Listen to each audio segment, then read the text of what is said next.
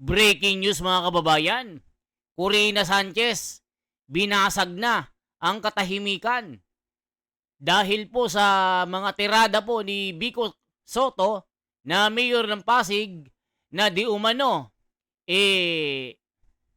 nabayaran ng 10 milyon si Corina dahil po sa pag-interview kay Sara Diskaya at kanyang asawa dahil nga po nasasangkot ito sa anomalya ng DPWH na bilyon-bilyon na project po. At yumaman po sila sa mga project na ito. Kaya ngayon mga kababayan, si Corina Sanchez sumabog na din na pinapakita niya na hindi totoo ang binibintang ni Vico Soto. Mga kababayan, ito na. Mga pasabog ni Corina Sanchez. Ininvestigahan na ang mga kumpanya ng mga diskaya. Lagot, mga kababayan. Kasi nasasangkot po siya sa mga mga angkor na binayaran di umano ng mga diskaya. Lagot, mga kababayan. Ito po, tignan po natin anong masasabi ni Corina Sanchez. Ito po, babanatan na ngayon ang mga diskaya. Unti-unti nang lumilitaw ang mga umano'y palpak na flood control projects na na-corner ng pamilya Diskaya. Pero sa gitna ng kinakaharap na issue, no-show ito sa itinakdang press conference kaninang umaga. Yan ang agenda report ni Hannah T. live mula sa San Pedro, Laguna. Hannah, ilan ba ang mga proyekto dyan ng sinasabing gawa ng kumpanya ng pamilya Diskaya?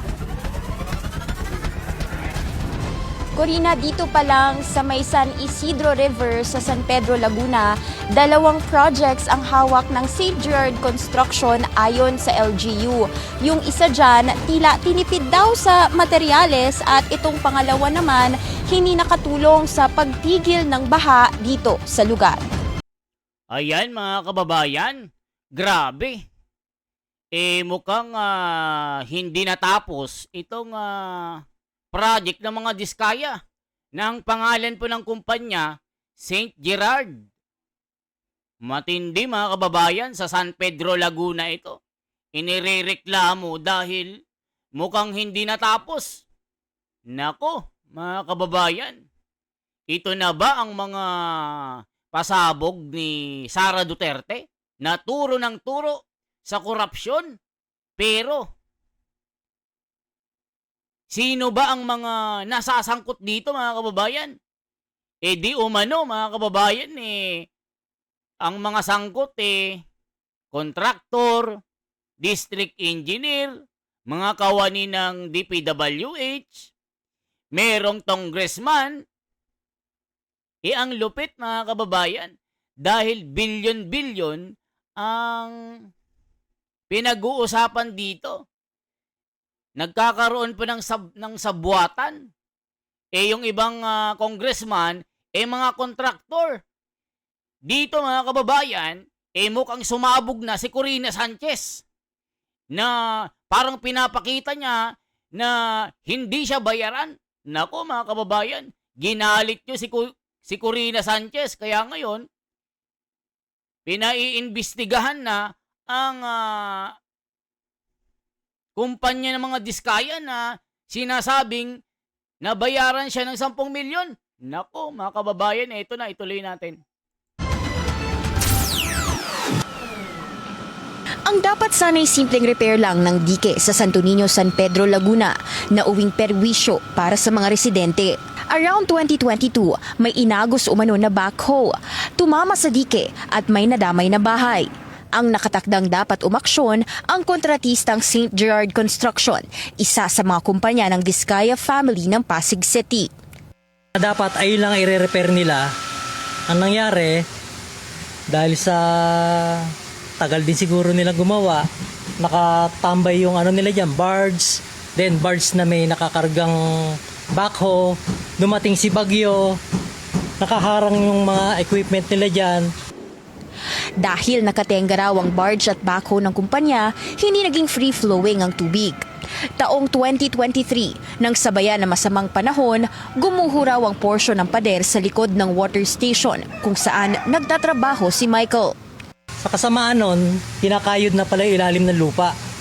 Hanggang sa bumagsak na po yung pader namin dyan, yung dike rin namin. Itinuro pa ng mga residente ang likod ng water station na sila na lang daw ang nag-ayos. Naghanda na rin daw sila ng sandbags sakaling may panibagong pagguho. Dapat daw, last year pa natapos ang construction ng kumpanya rito. Pero ang progreso ng proyekto, hindi pa ramdam ng mga residente. O kita nyo mga kababayan, talagang nakikita talaga yung korupsyon dahil hindi matibay yung kanilang mga gawa, substandard, na inaabot ng taon, hindi pa natatapos pero bayad na sila. Nakabayad na ang gobyerno pero yung mga gawa nila marurupok. Naku po, grabe ito mga kababayan ko. Lumalabas ang katotohanan na itong sinasabi ni Sara Duterte, dalawa lang ang may hawak ng pondo. Si Saldico at si Martin Romualdez na isa po sa mga top contractor na kumukuha ng project ng gobyerno dito sa DPWH. Nako po mga kababayan, ang lupit. Kaya si Corina Sanchez, tablado na ang mga diskaya. Nakikita nyo naman kung talagang binayaran siya, hindi niya iimbestigahan ito. Ito ang sinasabi ng mga naniniwala po kay Corina Sanchez. Bakit nag-iimbestiga si Corina Sanchez? Kung nabayaran siya, di wala na siyang utang na loob. Sabi naman ng Corina, hindi siya nabayaran. Mali si Vico Soto na hindi siya gaya ng iniisip niya na bayarang media. Nako mga kababayan, kaya tignan nyo po, binabanatan niya ngayon ang mga diskaya. Tablado na. Nako po, kayo na humusga mga kababayan kung kanino po kayo, kay Vico Soto ay kung kay Corina. Di ba mga kababayan? Hindi natin masisi si Vico Soto kasi lumaban na mayor itong mga diskaya, yung babae na bilyonaryo, na niyabang yung mga kayamanan, may 40 na sasakyan, mga mamahalin, mga hot cars, na tila nasilip din ng ano po, dito sa BOC, Bureau of Custom. Kung ito ba ay may mga kaukulang papeles o mang-smuggle din ng mga sasakyan. Nako mga kababayan, matindi ang kinakaharap po ng mga diskaya. Ngayon po, nag-issue po ang Senado ng mga sigpina sa mga hindi umattend nung nakarang hearing. Isa na po dito, sila Saldico, sila Diskaya, at ilang mga kontraktor dito na pinapatawag noon pero hindi sumipot at sabay-sabay na nagkasakit. Nako po mga kababayan, at may mga appointments na mga meeting. Kaya sabi ni Marcoleta, hindi pwede ito. Isugpi na yan. Kung hindi, ipaaresto sa mga pulis. Nako po mga kababayan, ituloy natin. Ayan na yung progress, pero dito sa amin wala pang progress. Kaya kami hanggang ngayon nangangamba pa rin pagka sana wala dumating na malakas na bagyo. Katunayan, halos umabot sa leeg ang baha ng tinamaan ng bagyo ang Santo Niño nitong mga nakaraang buwan. Yun, dumating ang St. Jer. Wala din naman silang nagagawa din Oo. Nagbaon lang sila ng bakal diyan na inaasahan namin na mauumpisa na yung riprap. Wala din. Until now. Mula 2022 hanggang 2025, nasa 31.6 billion worth of flood control projects ang nasecure ng 9 na kumpanya na umano'y pagmamayari ng Diskaya family. O mga kababayan, no? Ilan taon yan? 3 taon. Mula 2022 hanggang 2025. Kailan lang pala ito, mga kababayan? 31 billion na tumataginting, mga kababayan. Nagsimula ang mga ito 2000 pa yata, 2005. Kung sila po ay nag ng kontraktor na po na pinasok po ang DPWH, trilyon na ang napera ng mga ito, mga kababayan. Kung makabili ng mga sasakyan na mamahalin, akala mo, bumibili po ng Shopee. Bumibili po ng mga produkto sa online na pag nagustuhan, biglang bibilhin kahit milyones. Tignan ito, 2022 hanggang 2025, 31.6 billion. Tapos, ang gawa nila, mga kababayan, substandard. Mga kababayan ko, grabe. Balita, since 2001 yata or 2005, na nagsimula sila na pasukin ang DPWH, di trilyon na ang napera ng mga ito, mga kababayan. 31 billion ba naman, no? Tapos, ang mapupunta sa kanila, mga kababayan, sabihin natin, kalahati. O hindi lang, baka ang ginasto lang nila dyan, 10 billion. Tapos yung 20 billion, kanila na. Grabe. Hindi na ako na-high blood na ako. Anong sabi ng mga comment dito? Tignan natin mga komento, ha. Naku po, mga kababayan, grabe na. Nakaka-high blood. Congress plus DPWH, contractor, palpak na flood control, affected, kawawa ang taong bayan, at lagi ang taxpayer ang kawawa. Sabi ni Rodelio Camarillo. Proud na proud pa na yumaman dahil sa korupsyon. Kasi naman, mga kababayan, ang malaki nilang pagkakamali na ginawa, yung tumakbo bilang kalaban ni Vico Soto sa Pasig. Akala kasi nila, mga kababayan, ay malaking tulong yung magpa-interview sa mga vlogger, sa mga media. Yun pala ang magpapalubog sa kanila. Kaya ito, nabisto tuloy itong malaking pagyaman nila na from rag to riches. Mga kababayan, ang tindi po ng kawatan dito. Kaya si Corina Sanchez, tabla-tabla na. Nabisto na. Tablahin ko na kayo. Pinanindigan ni Corina Sanchez na hindi siya bayaran. Kasi, mga kababayan, sa opinion ko, kung bayaran siya talaga, ba't niya titirahin ang mga diskaya? Bakit niya iimbestigahan dito sa Bilyonaryo Channel? Yun lang yung nakikita ko, pero magkaiba tayo ng opinyon. Sa inyo, siguro si Corina Sanchez ay bayaran. Pero sa opinyon ko, bakit niya tinitira ngayon ang mga diskaya? Pinapalabas dito sa Bilyonaryo Channel. Pero sabi ko nga sa inyo, hindi natin masisisi si Vico Soto kung yun yung kanyang sinasabi. Kasi may mga grounds kasi, mga kababayan. Pero sabi wala namang pinangalanan si Vico Soto dito. Unang pumutok lang yung mga reply ni Corina Sanchez na hindi siya yun. Hindi siya bayaran.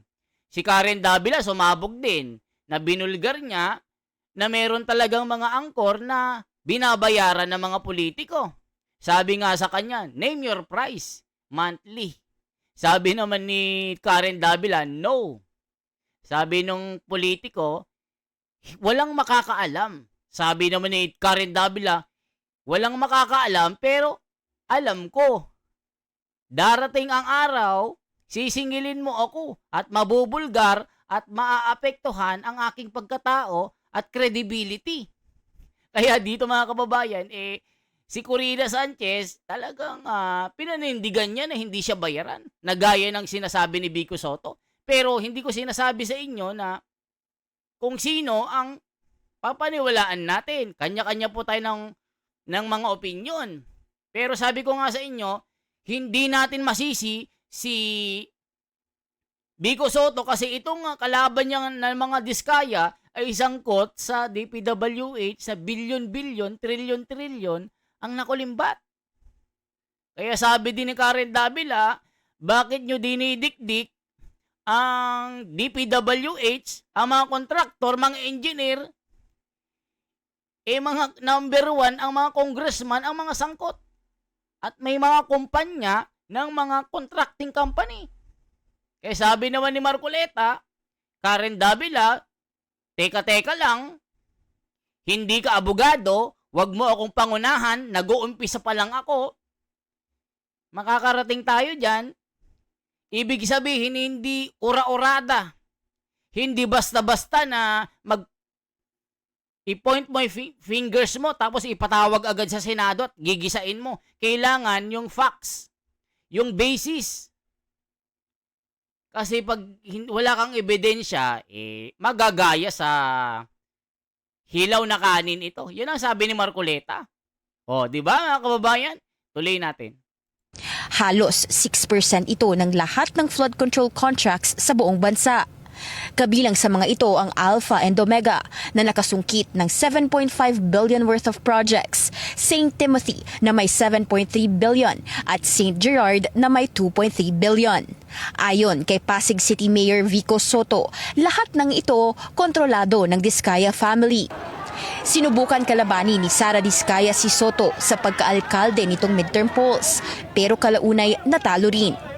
Nitong nakaraang linggo, mismong si President Bongbong Marcos ang nainis matapos makita ang isang 96.4 million peso flood control project sa Bulacan na palpak daw ang pagkakagawa. Ang kontratista rito, St. Timothy Construction, na konektado rin sa pamilya Diskaya. O mga kababayan, grabe ang lawak ng sakop ng kumpanya ni Sara Diskaya. So halos buong Pilipinas yung hawak niya. Kaya ngayon nadidikdik ang mga Diskaya, mga kababayan, na talagang nagyabang sa social media ngayon, huli sila sa akto. Na umamin sila na naging gumanda yung buhay nila dahil po sa pagiging kontraktor ng DPWH. Ngayon, naiipit sila ngayon, mga kababayan. O kita nyo, mula Bulacan, Laguna, yung mga kumpanya nila ang nasasangkot na talagang substandard ang gawa nila. Grabe, no?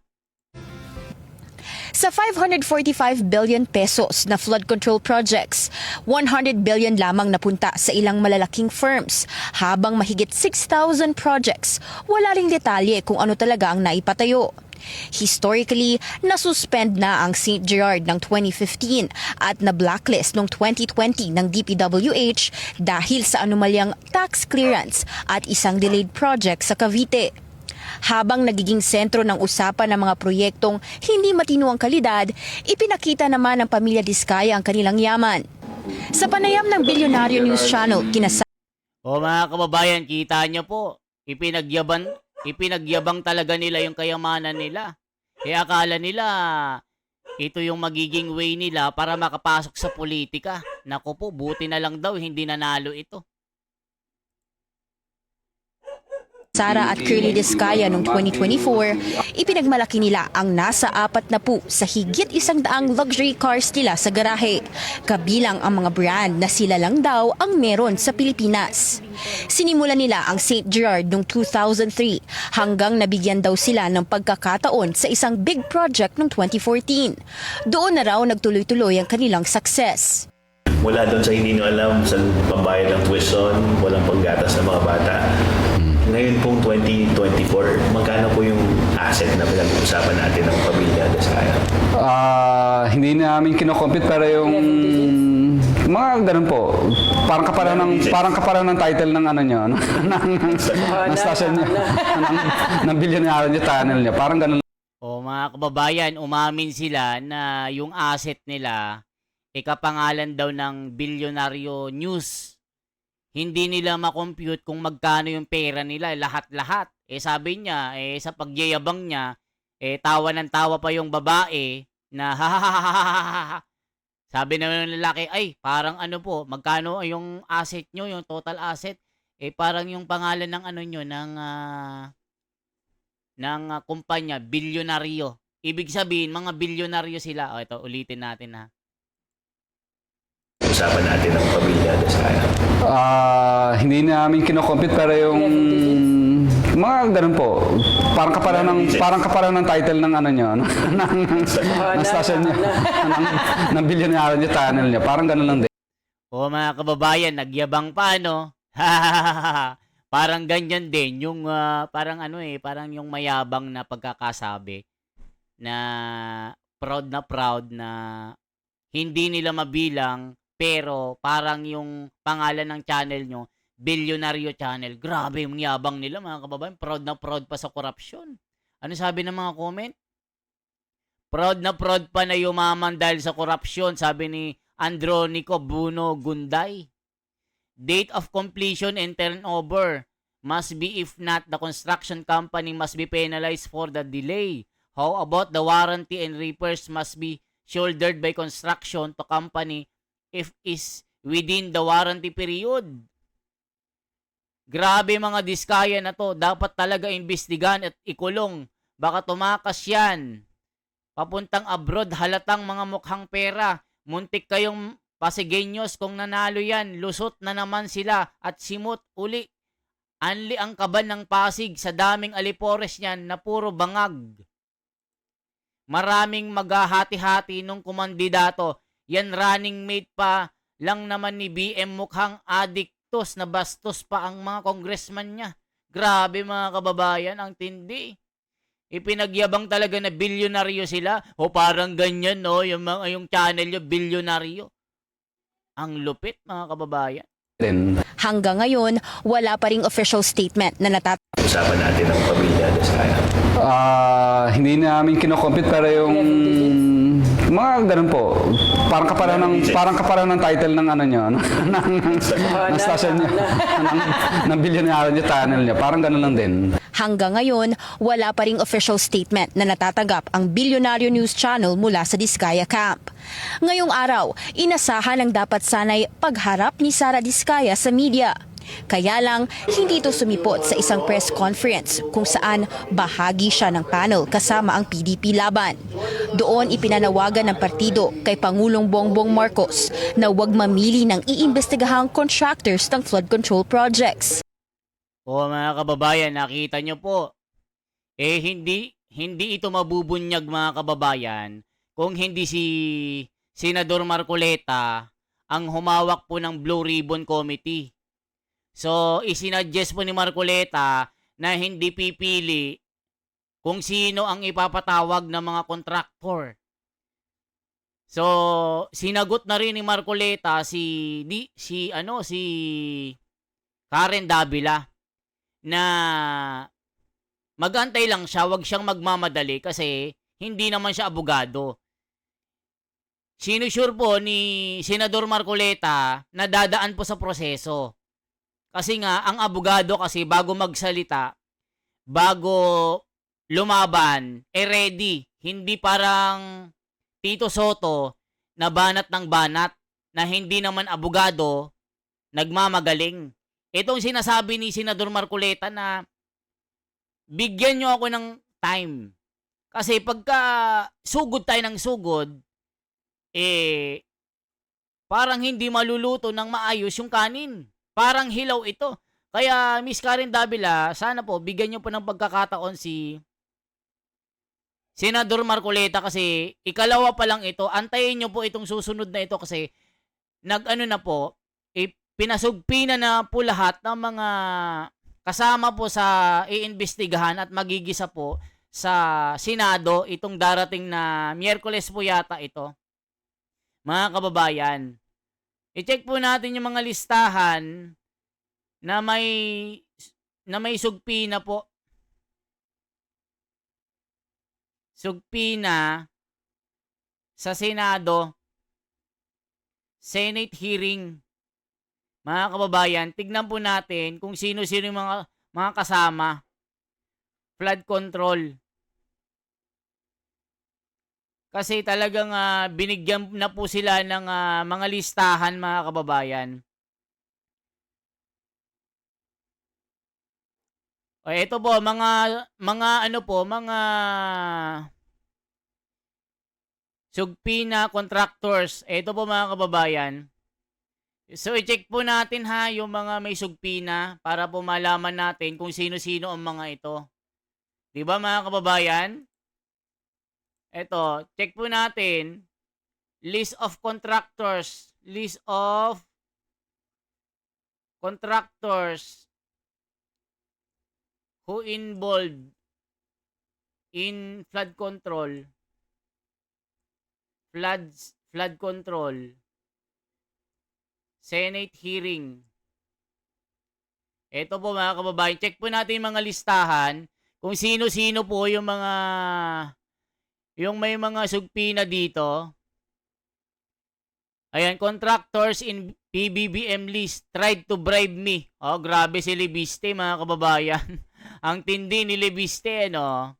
Batangas 1st District Representative Leandro Lebiste claimed that certain contractors included in the president list of 15 contractors for flood controls project were among those who tried to bribe him to stop the probe on this project.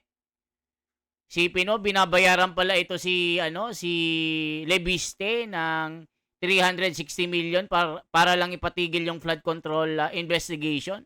Mga kababayan, ang tindi Senate President Escudero warns arrest warrant may be issued versus contractors who will skip probe. O, yan ang mga kababayan. Yan ang sinasabi ni Senador Marcoleta na bibigyan po sila ng sugpina kung hindi pumunta, warrant of arrest, ipapahuli sila sa mga pulis. O mga kababayan, check po natin. Naku po. O yan, Sara Diskaya no show at Senate hearing on flood control project. Naku mga kababayan, magigisa talaga ito. Sara Diskaya and others skip Senate flood project probe. Subpoenas next. The Senate Blue Ribbon Committee probe into the government's 100 billion flood controls projects got off to a shaky start after several invited contractors including Sara Diskaya were no-shows. Ayan mga kababayan, grabe na. Mautak sa katarantaduhan to. Ayan, auction dapat pag ninakaw yung billion na flood control project. Auction lahat. Waiting for her lawyer to respond to inquiries. Lilitin lahat ng mamahaling sasakyan mo dahil galing sa korap yan. O mga kababayan, yan po ang sabi ng mga comment. Kaya mga kababayan, anong masasabi nyo dito?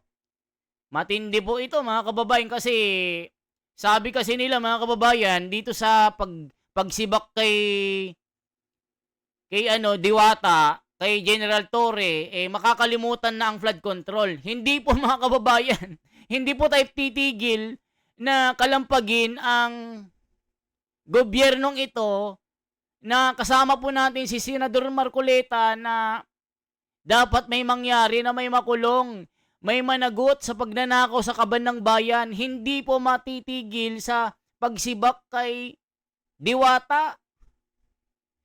Kasi sinasabi nila mga kababayan, ito daw yung diversionary tactics para matigil ang flood control. Hindi po mga kababayan, sinabi na rin ni Marcoleta yan. Hindi maaari, kailangan may mangyari, may makulong, may maimbestigan, may magbayad po dito sa trilyon na kinurap ng mga buhayang ito, kasama ng mga congressman dito, mga LGUs, mga governor, mayor, lahat ng mga sangkot, pati senador kung meron, karamihan congressman, mga contractors, 67 na mga may kumpanya na contracting company, na sangkot po dito sa DPWH sa mga sindikatong ito. Sabi ni Marcoleta, dapat may managot. Isang like po, isang share po. Ako po, si Wonder Fanatics sa Wonders Philippines. Salamat po ng marami. Mabuhay.